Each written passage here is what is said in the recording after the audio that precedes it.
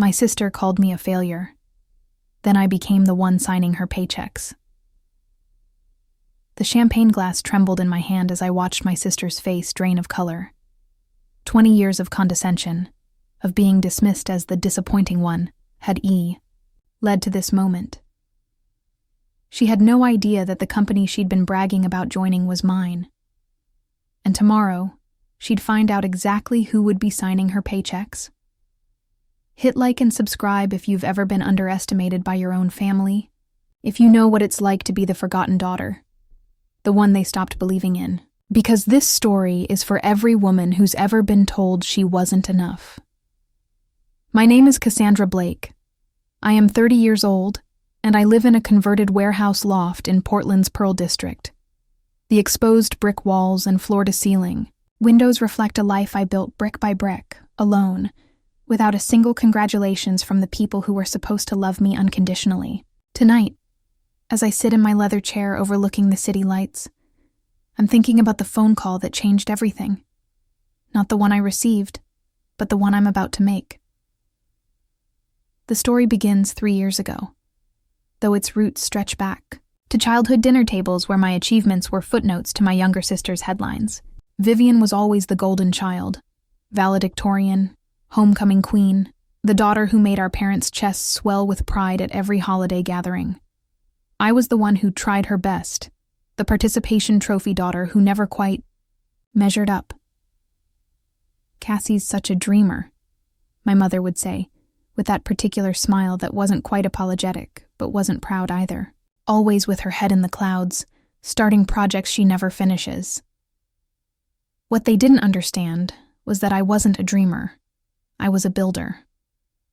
While Vivian collected accolades and perfect grades, I was teaching myself coding languages in my bedroom, creating websites for local businesses for pocket change, and developing apps that nobody in my family bothered to download. By the time I graduated high school with my unremarkable 3.2 GPA, I already had 3 small clients and a vision for something bigger. College was where the divide between Vivian and me became a canyon. She sailed into Northwestern on a full academic scholarship, destined for pre-law, and eventually the political career our father had always dreamed about. I scraped together enough for community college and spent more time in coffee shops building websites than in lecture halls. When I dropped out after 2 semesters to focus on my growing web development business, the family disappointment was thick enough to cut with a knife. "You're making a mistake, Cassie," my father said during one of our increasingly rare phone calls. "You need that degree. You need stability." Stability. The word they used like a weapon against my ambitions, while they worried about my lack of stability. I was working 16-hour days, teaching myself advanced programming, and slowly building a client base that spanned 3 states. My little apartment above a Thai restaurant became mission control for what would eventually become Meridian Digital Solutions. Though at the time, it was just me, my laptop, and an unbreakable belief that I could create something meaningful. Family dynamics reached their breaking point during Vivian's law school graduation party. I had driven down to Chicago, genuinely excited to celebrate my sister's achievement, and maybe, just maybe, share some good news of my own. My business had just landed its biggest contract yet, a complete digital overhaul for a mid-sized manufacturing company that would pay me more in 6 months than most people my age made in a year. But family gatherings weren't stages for my success. Stories. They were Vivian's spotlight, and I had learned long ago to be the supportive background character. I watched her accept congratulations from relatives, saw the way our parents beamed when introduced to her professors, and felt that familiar ache of being the shadow sister. The moment that crystallized everything happened in the kitchen. I was helping my aunt arrange catering trays when Vivian swept in, still glowing from all the attention, and announced her next chapter. "I've got interviews lined up with 3 top firms," she said, her confidence filling the room. "Harrison and Associates wants me, and Morrison Legal is practically begging. I'll probably start at 6 figures, maybe more." "That's wonderful, honey," my mother gushed. "We're so proud of you."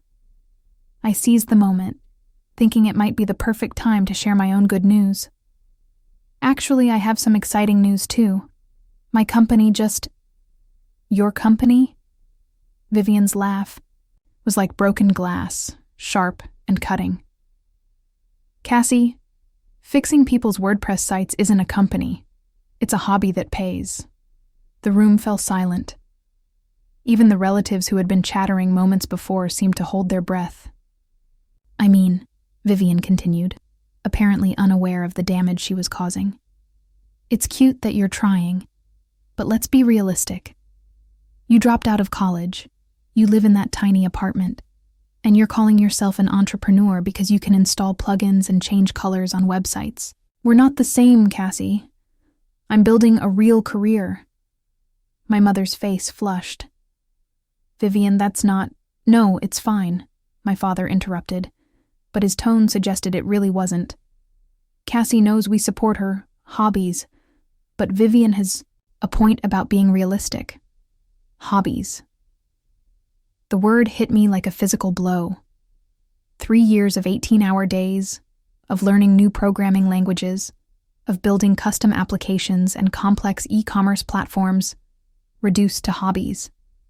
I looked around the room at faces that ranged from embarrassed to pitying, and something inside me crystallized into diamond-hard resolve. I didn't argue. I didn't defend myself or list my accomplishments, or try to explain the difference between basic web maintenance and full-scale digital solutions architecture. I just smiled, kissed Vivian on the cheek, and said, "You're absolutely right. We're not the same at all." That night, in a hotel room that I paid for with money from my hobby, I made a decision that would change everything. If my family wanted to see me as small, I would show them what small really looked like by becoming impossibly large. If they thought my work was simple, I would build something so complex and successful that ignoring it would be impossible. I gave myself 3 years.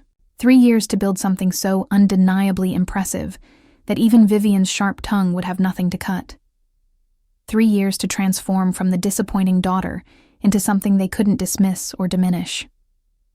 The first year was brutal. I barely slept, survived on coffee and stubborn determination, and pushed my business beyond anything I had imagined possible. I hired my first employee, Marcus, a brilliant developer who had been burned by corporate culture and was hungry for something better. Then came Priya, a UX designer whose previous agency had stifled her creativity. Within 6 months, we had outgrown my apartment and moved into a small office space in Portland's tech corridor.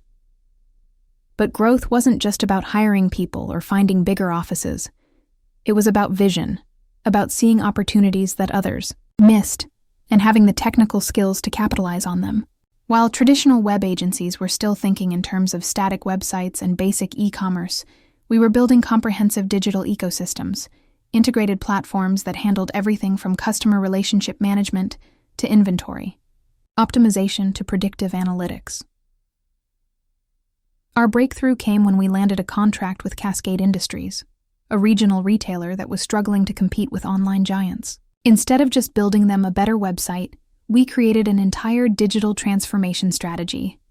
We integrated their inventory systems, developed a custom mobile app, implemented AI-driven customer service solutions, and created marketing automation that increased their online sales by 340% in the first year. Word spread quickly in business circles. Companies began seeking us out not for simple web work, but for the kind of comprehensive digital transformation that typically required teams of consultants and months of implementation. We weren't just building websites anymore. We were rebuilding how businesses operated in the digital age. By the end of year 2, Meridian Digital Solutions employed 12 people and had regional offices in Seattle and San Francisco. We were handling multi-million-dollar transformations for companies across the Pacific Northwest, and I found myself speaking at tech conferences about the future of integrated business solutions. The success was intoxicating, but it wasn't about money or recognition. It was about vindication. Every late night, every impossible deadline, every moment of doubt was fuel for the fire that Vivian had lit with her casual cruelty. I wasn't building a business. The irony wasn't lost on me that while my family celebrated Vivian's ascent in the traditional professional world, I was building something that would eventually dwarf anything she could accomplish within the confines of someone else's law firm. But I kept that satisfaction private, stored away for the moment when revelation would have maximum impact. That moment came sooner than I expected, and from an unexpected direction. It was a Tuesday morning in March when I received a call from David Harrison, CEO of Harrison & Associates, the same law firm Vivian had mentioned during her graduation party. I knew the name well. They were one of Chicago's most prestigious legal operations, handling corporate law for some of the region's biggest companies. "Ms. Blake," David said, his voice carrying the authority of someone accustomed to being heard. "I'm calling because we have a situation that requires your particular expertise." Harrison & Associates was facing a digital crisis. Their current systems were outdated. Their client management was fragmented across multiple platforms, and they were losing business to more technologically sophisticated competitors. They needed a complete digital overhaul, not just new websites, but integrated case management systems, client portals, automated billing, and secure document management that would satisfy legal industry regulations. "We've researched digital transformation specialists across the country," David continued, "and your company's reputation for complex integrations is exactly what we need. This would be a substantial project, potentially our largest technology investment in the firm's history." The project he described was massive. It would require months of development, a dedicated team, and would be worth more than any single contract I had ever handled. It was the kind of career-defining project that would establish Meridian Digital Solutions as a major player in enterprise-level digital transformation.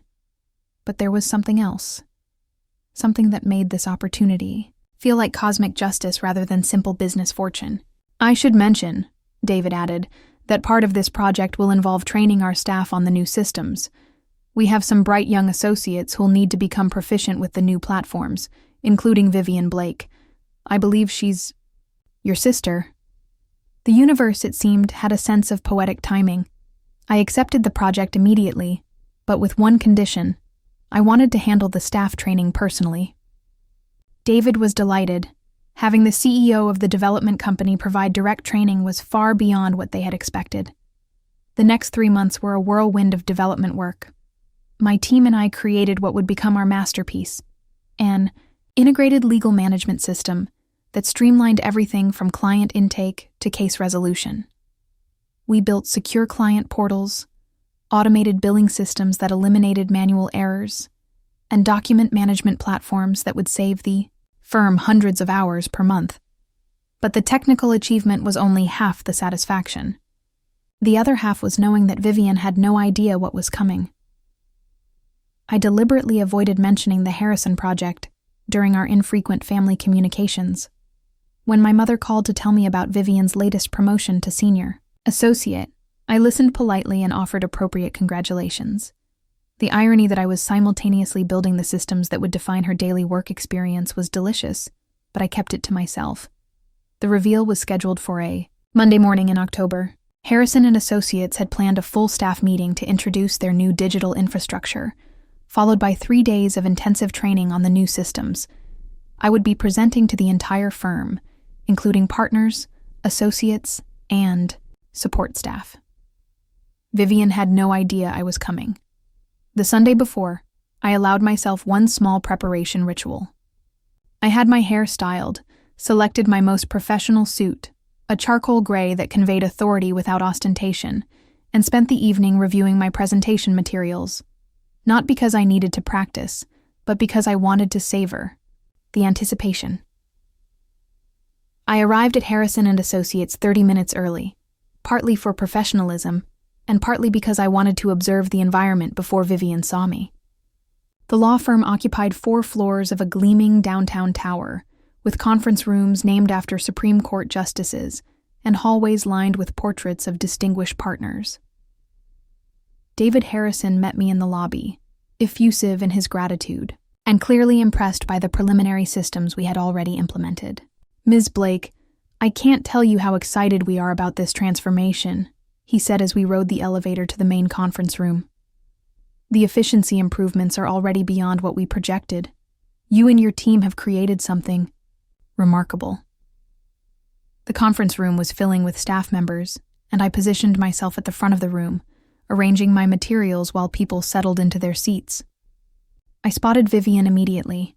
She sat in the second row, engaged in animated conversation with a colleague, completely unaware that her world was about to shift.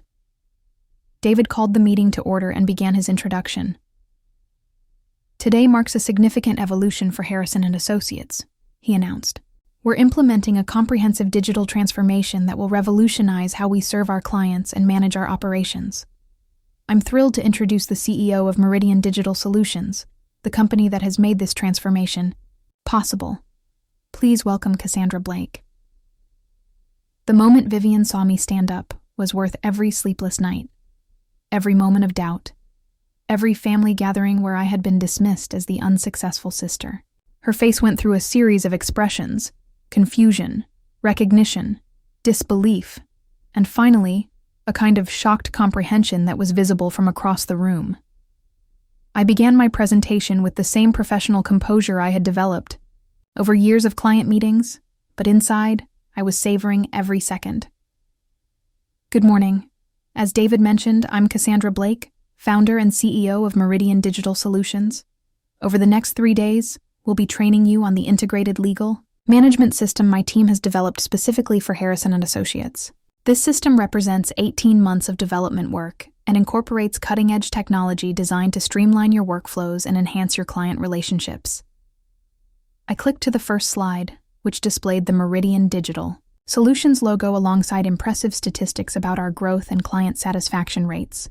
"For those who might be wondering about our credentials," I continued, maintaining eye contact with various staff members, but deliberately avoiding looking directly at Vivian, "Meridian Digital Solutions has completed digital transformations for over 200 companies across the Pacific Northwest, with an average efficiency improvement of 67% and client satisfaction ratings consistently above 95%.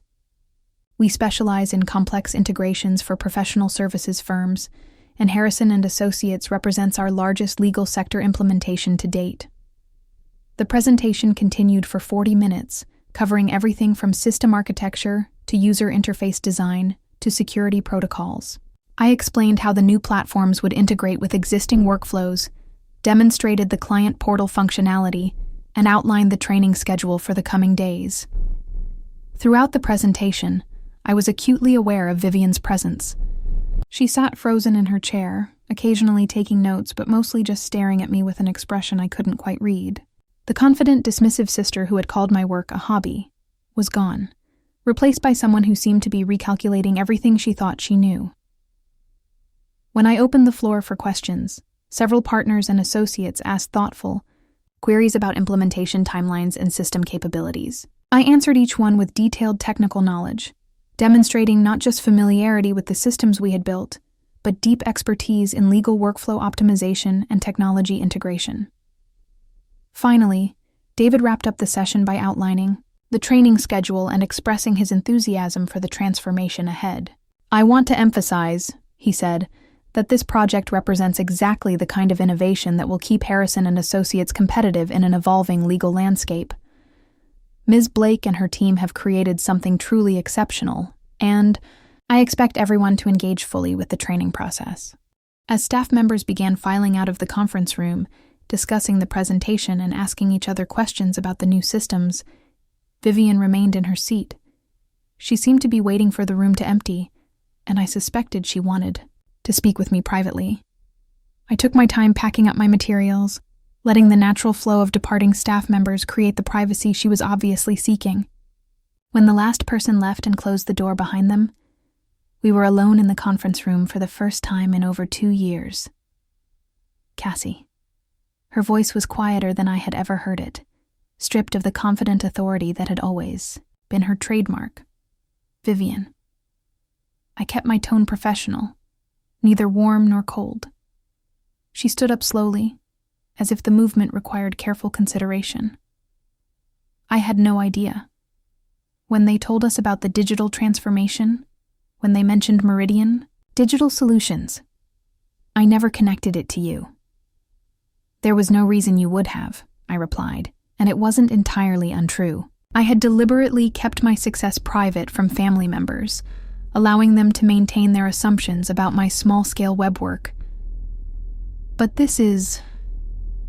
She gestured vaguely at the conference room, at the presentation materials, at the magnitude of what she had just witnessed. This is a multi-million-dollar project. You're running a major technology company. I am. The simplicity of my response seemed to unsettle her more than a lengthy explanation would have. She sat back down, looking at me as if seeing me for the first time. Why didn't you tell us? Why didn't you tell me? It was a fair question, and one I had been preparing to answer for months. What would have been the point, Vivian? You made it very clear at your graduation party that my work was just a hobby, that we weren't the same, that I needed to be realistic about my limitations. Why would I waste time trying to convince you otherwise when my energy was better spent actually building something? She flinched at the reference to her graduation party comments, and I could see the memory playing out behind her eyes. I was wrong. I was completely wrong. Yes, you were. Another long silence stretched between us. I wasn't interested in making this conversation easier for her, in providing the social lubrication that might soften the edges of her discomfort. She had created this situation with her casual cruelty, and she could navigate her way through the consequences. I owe you an apology, she said finally. Not just for what I said at graduation, but for everything. For all the times I dismissed what you were doing, for all the times I made you feel small. I appreciated the apology, but it felt incomplete. Like a bandage applied to a wound that had already healed into a scar. The thing is, Vivian, your opinion of my work stopped mattering to me a long time ago. I didn't build this company to prove you wrong. I built it because I believed in what I was creating.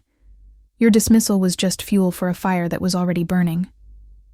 She nodded slowly, seeming to understand that my success hadn't been motivated by sibling rivalry, but by something deeper and more substantial. But still, she said, I want you to know that I'm proud of you. I'm proud of what you've accomplished.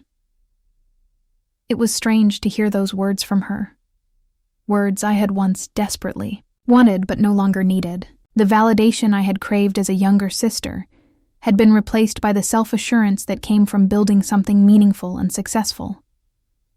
Thank you, I said, and meant it, even though her pride felt like recognition that came years too late.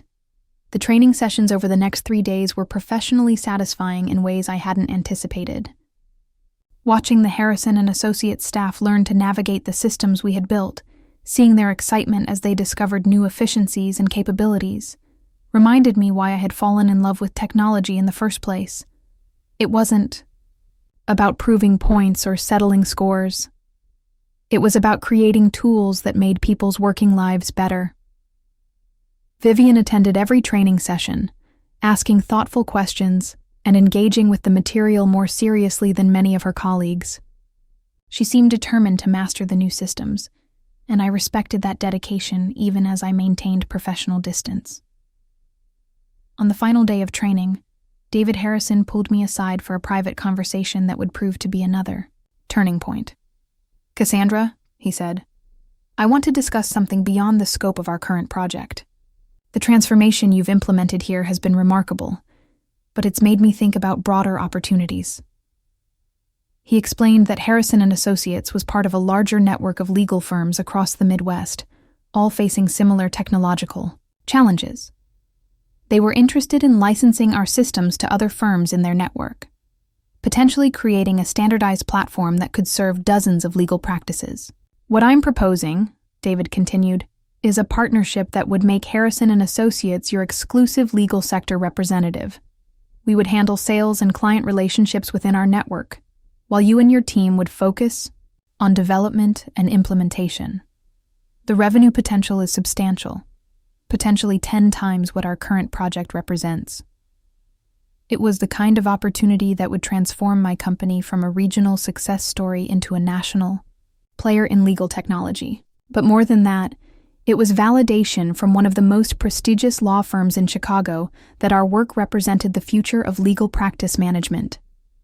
I accepted David's proposal, but negotiated terms that would maintain Meridian Digital Solutions independence while leveraging Harrison & Associates industry connections. Within 6 months, we would be implementing our systems for legal firms in 8 states, and I would need to hire additional developers and project managers to handle the expanding workload. The partnership announcement was made at a reception. Harrison & Associates hosted for their staff and key clients. I was introduced as their strategic technology partner, and several local business publications covered the event as a significant development in Chicago's legal technology sector. Vivian attended the reception, and I watched her navigate conversations with colleagues and clients who were eager to discuss the digital transformation and its impact on the firm's operations. She had clearly become one of the internal advocates for the new systems, and her enthusiasm was genuine rather than performative. Near the end of the evening, she approached me at the bar where I was having a quiet conversation with David about implementation timelines for the expanded partnership. "Cassie, could I talk to you for a minute?" David excused himself graciously, sensing that this was a personal rather than professional conversation. "This is incredible," Vivian said, gesturing around the reception. 6 months ago, I thought I understood success, thought I knew what professional achievement looked like. But what you've built, what you're building, it's on a completely different level. I could hear something in her voice that I had never heard before. Genuine admiration, without the undercurrent of competition that had always defined our interactions. "It's been a lot of work," I said simply. "I keep thinking about that night at my graduation party," she continued. "About the things I said, the assumptions I made. I was so sure I had everything figured out, so confident that my path was the right one, the successful one." She paused, seeming to search for the right words. "I think I was threatened by you, actually. By your independence, by the fact that you were building something of your own instead of following the traditional route. It was easier to dismiss what you were doing than to admit that maybe there were different ways to be successful." It was perhaps the most insightful thing Vivian had ever said to me, and I appreciated her honesty, even though it couldn't change the past. "We all make mistakes," I said. "The important thing is learning from them." "I want to do better," she said. "I want to be the kind of sister who celebrates your success instead of feeling threatened by it. I want to be someone you actually want to talk to." It was a genuine offer, and one that deserved a genuine response. "I'd like that too," I said, and surprised myself by meaning it. The months that followed brought changes I hadn't anticipated. The partnership with Harrison & Associates exceeded all projections, leading to implementations across the Midwest and generating enough revenue to open Meridian Digital Solutions' first office outside the Pacific Northwest. We hired our 50th employee, moved into a larger headquarters building, and began exploring opportunities in other professional service sectors. But perhaps more significantly, my relationship with my family began to evolve in ways that felt both healing and empowering. My parents, initially bewildered by the scope of my success, gradually began to understand that their youngest daughter had built something substantial and meaningful. They attended the grand opening of our Chicago office, and I watched my father's eyes widen as he toured our development labs and met the talented team I had assembled. Vivian and I began having regular phone conversations, not about business or family obligations, but about our lives, our goals, and our experiences as professional women navigating competitive industries. She had developed a specialization in technology law, partly inspired by her exposure to our systems, and we often discussed the intersection of legal practice and technological innovation. The dynamic between us had shifted fundamentally. Instead of competing for family attention or validation, we were building a relationship based on mutual respect and genuine interest in each other's achievements. She celebrated when Meridian Digital Solutions was named to a Companies to Watch list in a national business magazine. I sent flowers when she was promoted to senior partner track at Harrison and Associates. The personal transformation was as significant as the professional one. I had started this journey driven by a need to prove my worth, to silence the voices that had dismissed my potential.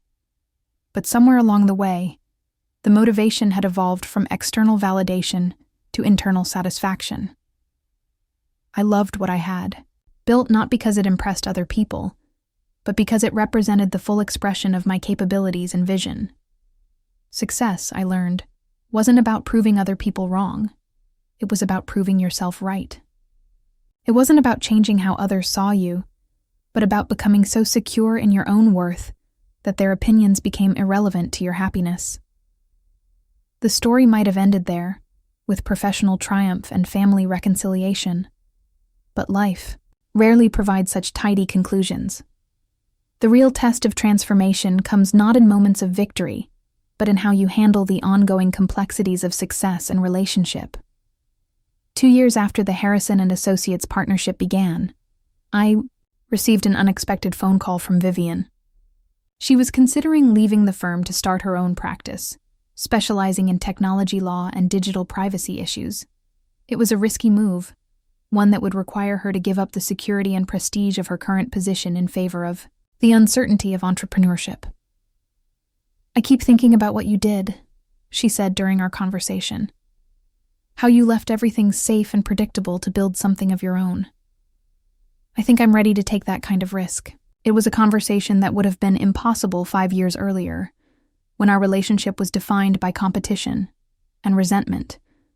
Now, I was able to offer genuine support and practical advice based on my own experience building a business from scratch. "The hardest part," I told her, "isn't the financial risk or the long hours. It's believing in yourself when everyone else thinks you're making a mistake." She laughed, and there was something lighter in her voice than I had heard in years. "Well, I have a pretty good example of how that can work out." 6 months later, Vivian opened Blake Technology Law, focusing on privacy compliance and digital rights issues for technology companies. Her first client was a startup that had been referred by Meridian Digital Solutions, and her second was a larger firm that needed help navigating new data protection regulations. The irony wasn't lost on either of us that our professional paths had converged in an unexpected way. The sister who had once dismissed my work as a hobby was now building her own practice around the very industry I had helped shape. But perhaps the most satisfying aspect of this development was that it felt natural and supportive rather than competitive. We were both building things we believed in, both taking risks that reflected our values and aspirations, both creating professional identities that felt authentic rather than imposed. As I write this, it's been 5 years since that graduation, party confrontation that crystallized my determination to build something undeniable. Meridian Digital Solutions now employs over 200 people across 6 offices, and we've expanded beyond legal services to work with healthcare systems, financial institutions, and government agencies. We're consistently ranked among the top digital transformation companies in the country, and our work has been featured in industry publications and academic case studies. But the numbers and accolades, while gratifying, aren't what matter most to me anymore. What matters is the knowledge that I trusted my instincts when everyone else questioned them, that I built something meaningful when others saw only futile effort, and that I remained true to my vision even when it seemed impossible to achieve. The relationship with my family has evolved into something I could never have imagined during those early years of feeling overlooked and undervalued. My parents now ask thoughtful questions about my work and my goals, genuinely interested in understanding what I've built and where it's heading. They attend company events and introduce me to their friends with obvious pride, a far cry from the apologetic explanations they once offered about my unconventional career path. Vivian and I have developed the kind of adult-sibling relationship that many people never achieve, one based on mutual respect, genuine affection, and shared support for each other's ambitions. We collaborate professionally when opportunities align, celebrate each other's successes without reservation, and provide honest counsel during challenging times. But perhaps most importantly, I've learned that revenge, when it's truly satisfying, isn't about hurting the people who hurt you.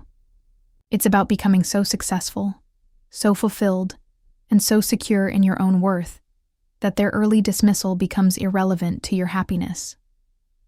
The best revenge is building a life so meaningful and authentic that you no longer need anyone else's validation to feel complete. The woman who stood in that law firm conference room 5 years ago, watching her sister's face change as she realized the scope of what I had accomplished, was still carrying the wounds of a lifetime of being underestimated. The woman writing this story has healed those wounds through the simple act of proving to herself that she was capable of extraordinary things. Success isn't about changing how other people see you. It's about changing how you see yourself. And once that transformation is complete, once you truly believe in your own worth and capabilities, the opinions of others become interesting data, points rather than sources of validation or pain.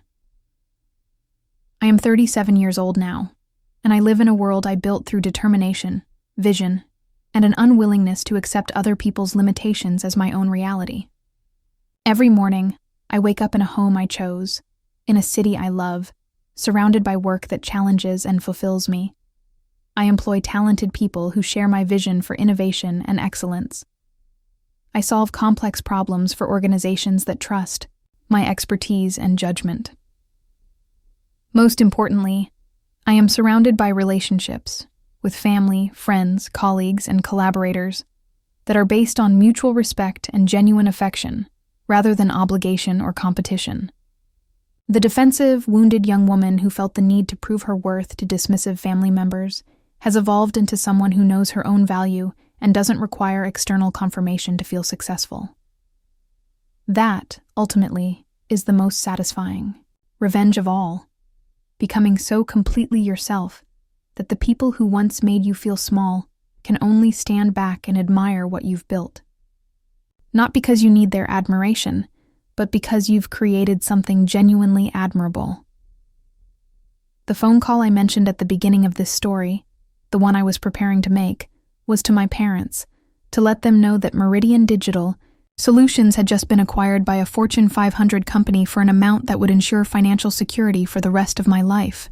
The acquisition would allow me to focus on the aspects of business I love most: innovation, problem-solving, and team building, while providing the resources to tackle even more ambitious projects. But before I made that call, I wanted to take this moment to reflect on the journey that brought me here, to remember the young woman who felt invisible and dismissed, and to honor the strength it took to believe in herself when no one else would. Success stories aren't really about success. They're about transformation. They're about the people we become in pursuit of our goals, the relationships we build along the way, and the wisdom we gain from navigating both triumph and disappointment. My sister called me a failure once, during a moment when her own success made her feel entitled to diminish mine. Today, she calls me for advice, for collaboration, and sometimes just to share the small victories and frustrations of building something meaningful in a challenging world. The transformation isn't complete. It never really is. But it's profound. Enough that the woman I was 5 years ago would hardly recognize the woman I've become, and tomorrow, when I announce the acquisition to my team and begin planning the next phase of growth, I'll do so with the quiet confidence that comes from knowing exactly who I am and what I'm capable of achieving. That knowledge, more than any external measure of success, is the greatest victory of all. Drop a comment below if you've ever been the disappointing family member who surprised everyone. I'd love to hear your story of transformation and how you proved the doubters wrong. Sometimes the best revenge really is living well, and I believe every one of us has the power to rewrite our own story.